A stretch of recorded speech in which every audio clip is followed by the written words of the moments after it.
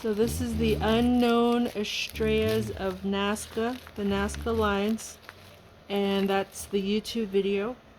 And we're about 43 minutes or 43 seconds into the show. And so you see that particular pattern. I'm gonna have to show it in the brown And book. Roger here has his pattern in his book there, which was actually matching that, but now he wants to show us something else.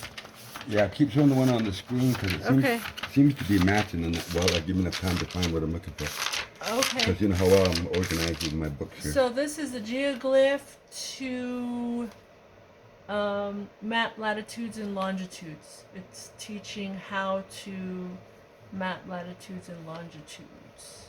So Roger has an example to show you right now. No, my finger, I'm going to poke it right to that screen. One of those or one of those, you could look at any of them. Now look at those little squares now, and now look at this square. Okay. So it's now look at those four squares. Look at these four squares. It's the same thing, except mine's modern and this is ancient. What is this tied to? The Thomas Miller Ranch. Dulce is tied to the Bradshaw Ranch. It's tied to Mount Wilson. It's tied to Skinwalker Ranch. And it's all laid out in a grid. That's meant to be viewed like this. That's what that means. There it is, all of the layout. That's going to Skinwalker Ranch over here. Dulce's over here. They're all connected to this grid in one way or another. Bradshaw Ranch is over here. And you know, it's all connected to, and all the way up to, you know, where Mount Wilson is up to there, to Mount Current. There's this grid. That's laying out. That's the same exact layout that I do for my astral longitudes. Except the one there, since it's the Nazca lines, is correlated to the Southern Cross, which is the equivalent of Polaris for the northern Mine hemisphere. is equivalent to the North Star, Polaris. See, that's why I have this pyramid here. See, north, south, I have it laid out already. Oh, wow. So it's also a pyramid shape. So it's like looking at a pyramid from the top. Yeah, so you can see the exact mathematical numbers. So it's like if you made this 2D image three-dimensional, then you're looking at a pyramid from the top. You lay that over that, it gives you the direction. See? Overlay. Take that, overlay. And so you were able to map by latitude and longitudes the connections between places like Mount Wilson to other places. And you had them listed on there. Laid out in a diagram. Oh, it's in this book. This time I can actually use this book because it's in here. This time it really is in this book because it's, I believe it's in here, if I remember right. Let's see if I get it. I better put it in this book because it's too important. Okay, here it is. Now that I showed you that, there's the mathematical layout of that. All the numbers that are laid out there. The one on the left? Mm-hmm. It's okay. the same thing as what I was showing you on here, except this one over here is used a little different because there's that 26, see? 1625, 325, 485, 6.5, west, east. Oh, see? and these are the numbers that you extrapolated using the sacred calendar and the Zia symbol. So it's starting at the equator and it's going up a little at a time. The equator is 0. Then it's 1.625 latitude, 325 latitude, 6.5 latitude, 8 latitude. You go all the way around until you finally get to 13 degrees latitude. And then at 13, and it goes to the 14 and the 16 latitude, 17, and then 19.50 for east, and 21.5, 22 for the over here, 24. Till you get to 26. Well, after you get to 26, then I switched it over, and what I did is I decided I need to know the locations for my area.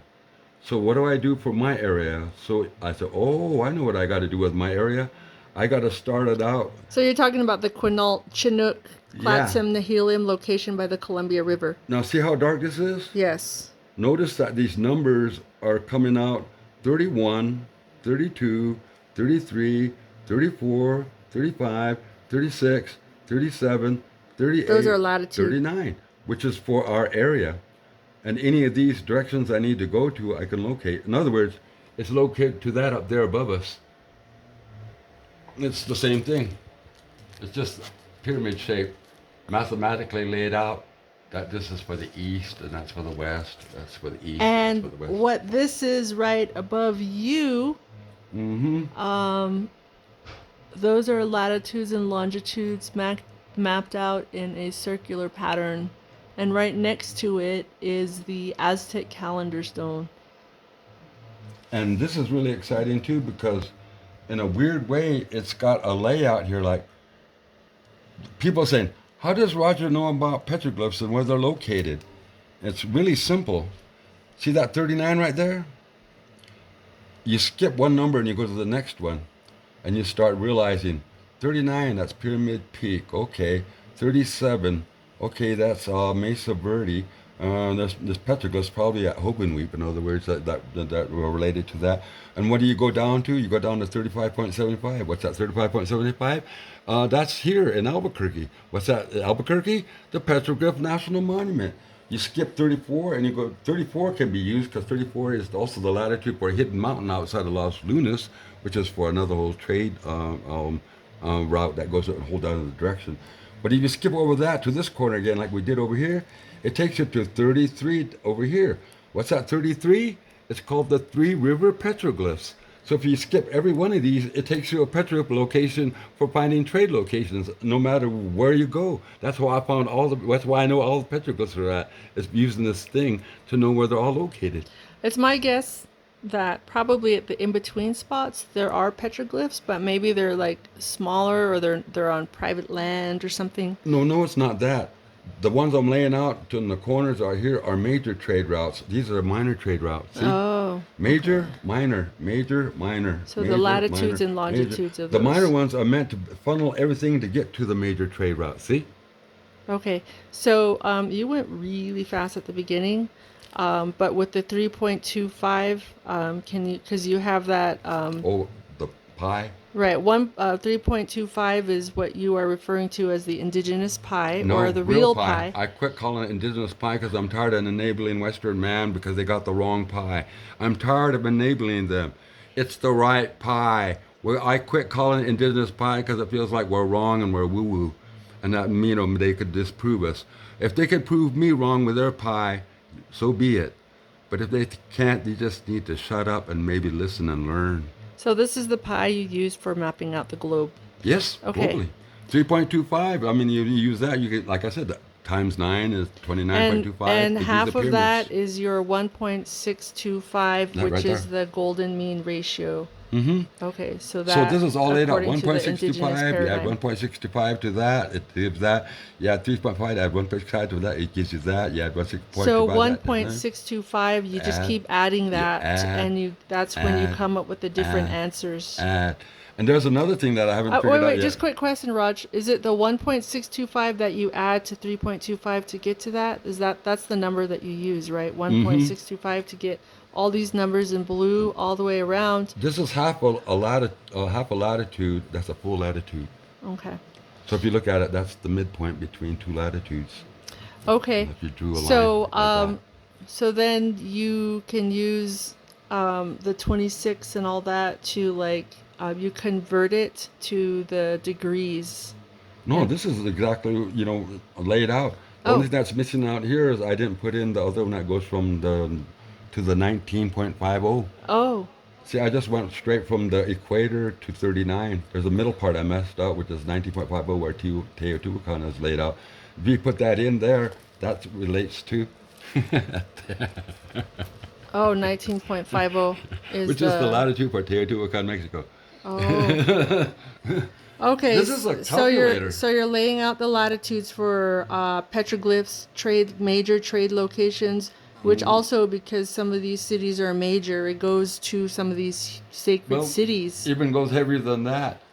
If you go globally, 19.50 is Teotihuacan. 16.50 is Nan Madol. 13.0 down here on the bottom part of this square stands for Nazca in Machu Picchu in Peru at 13 degrees south. 26 up here stands for 26 degrees north in India, where Buddha was preaching at some place called I-itoi or some name like that. That's at 26 degrees north, where he started to become the Buddha. So all of these numbers are related to the messiahs that are associated with the Polynesians, South Americans, Kukulkan, and Buddha. Oh, if people don't know who Kukulkan Khan is, who is Kukulkan Khan? He's the red messiah. So, It's like the white man's like Jesus. the Quetzalcoatl, like the I-itoi. They call him Kukulkan too. Oh, okay. And where is he physically associated with? What does a serpent do every year annually? It sheds its skin. In other words, it's reincarnating. So the feathered serpent, it reincarnates like no different than a serpent does in nature.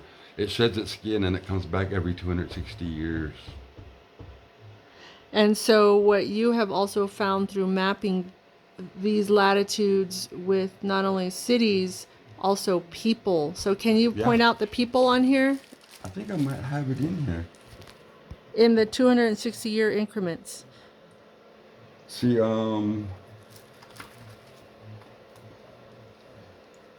let's start here. The red circles. Hey, I know what. Might need a little light on because that's might help a little bit. And pull this keyboard so it's there. There we go. I need to clean my camera lens. Now these are off by a year. I found out, so I have to apologize. It's 3214 BC. I went the wrong way when I should have went this way when I was counting it. So that's why I was telling it it's 3214. I went, oh no, it's off by a year. So everything down here like this. So this was research you did a while ago. So you just need to come back with a pen and update them. Reviewed the numbers because I was off by 1 year, which makes it 686, not 687. Oh, okay. That makes that 946 instead of 947. That makes that 1206. Okay, so that's why you have it circled in red, because that's an error that you need to correct by 1. But I'm going from minus 93 BC. Okay. Plus 260. 167 AD. I don't know who. That might be whoever was in Teotihuacan at that time. Plus 260. 427. I believe that's Copan down there, down in that area at 427. You add 260 to that. These were messiahs. I don't know their names. But when you go add 260 to 427, it takes you to 686. The person we do know, Pakal of Palenque, who was the messiah that we do know in historical record. But when you add 260 to 686, it'll take you to 946. What happened in 946? A guy named Kukulkan Quetzalcoatl was born, or the Red Messiah for down in that area for the Maya and the Chichen Itza and the people down in that neck of the woods. So 947, he was down there in the Maya area. But you add 947 to 946 to 206 again, it'll take you to 1206. This is the one that's interesting because nobody's familiar with I-itoi. I-itoi is a deity from southern Arizona, from the Tohono O'odham. And what he is, he's the southwest equivalent to Kukulkan or Quetzalcoatl. But he's not as known or famous as these guys, but he's the same thing. And in one way, he's actually more important, but you can talk about that later. Yeah. So now you got 1206, right? And this is southern Arizona and I-itoi. So you add 260 to that, takes you to 1467. What happened in 1467? What you do is, 1466, I mean, now we got somebody that historically Cortez had met and shook their hand and is in historical as a living, breathing person in the modern era, Montezuma II. White man did meet and they know he existed. Now we know this guy existed. It's a possibility that all the ones before him existed, if he existed. Then you add 260 to that, say to 1726, a guy in the Iroquois nation with the White Roots of Peace, a guy named Handsome Lake was born, who was the messiah for the North America continent that nobody's even aware of. In 1726, he was born. And this is where it gets interesting, because if you add 1726, let me see, 1726, what's half of 260? I don't know. I'm trying to think. Oh, 130. Okay, plus 130. What's the number?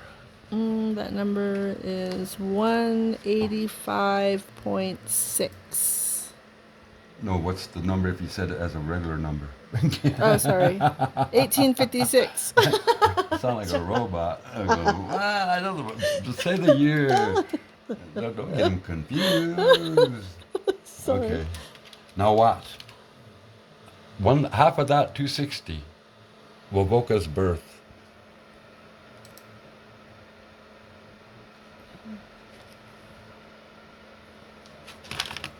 1856. 1856.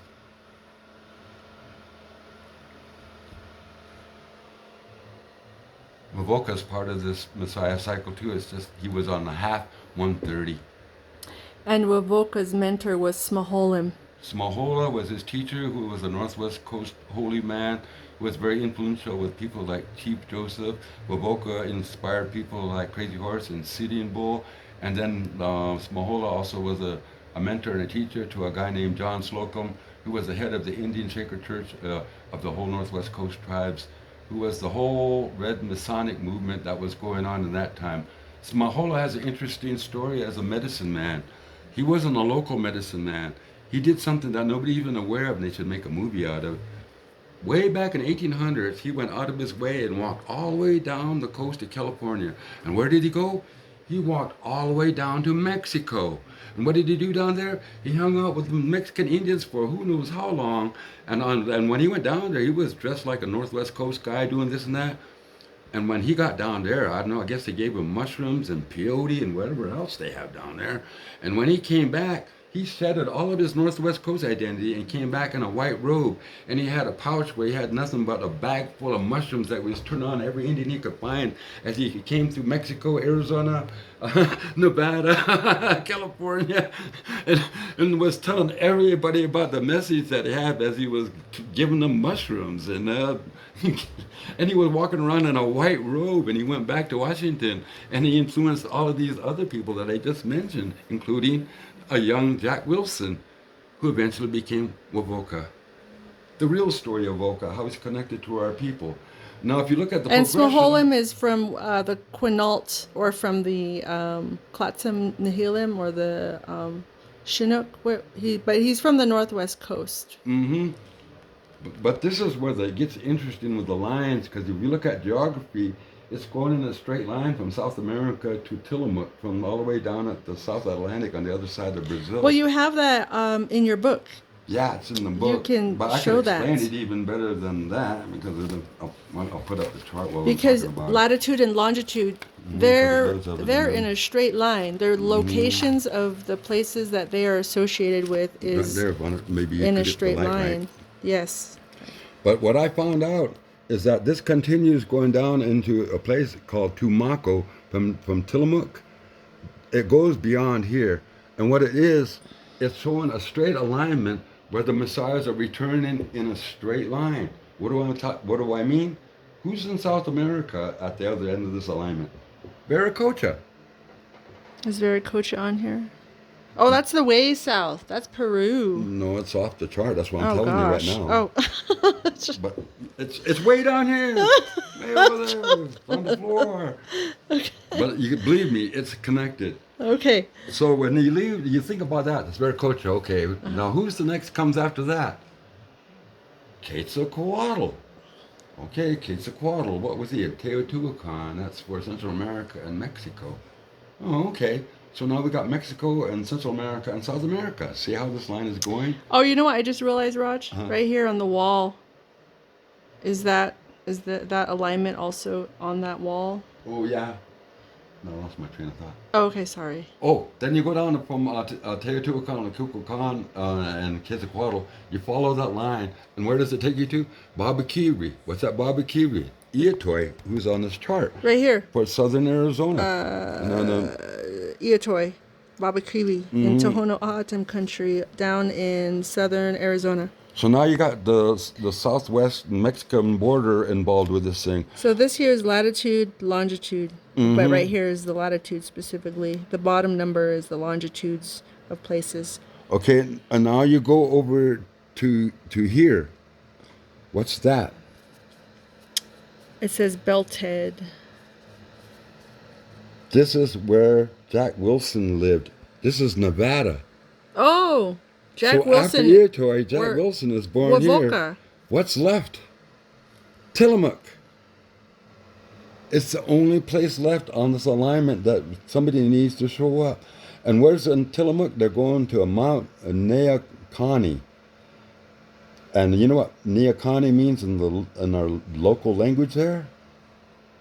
It means place of God.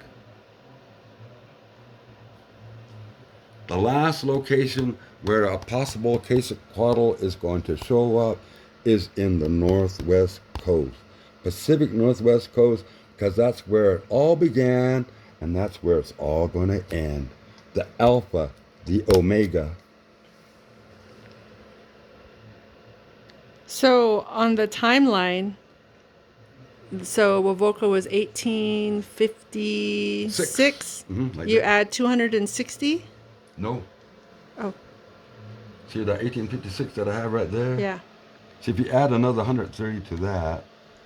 Because that's one of the What sacred was numbers. 1856? Yeah, that's 1856. See, if you go 130 again, I think it goes over it. So, no, it does. It goes to right to where it's supposed to. It goes to that number in 86 where I was telling you where the calendar changes over, and then you got to add 52.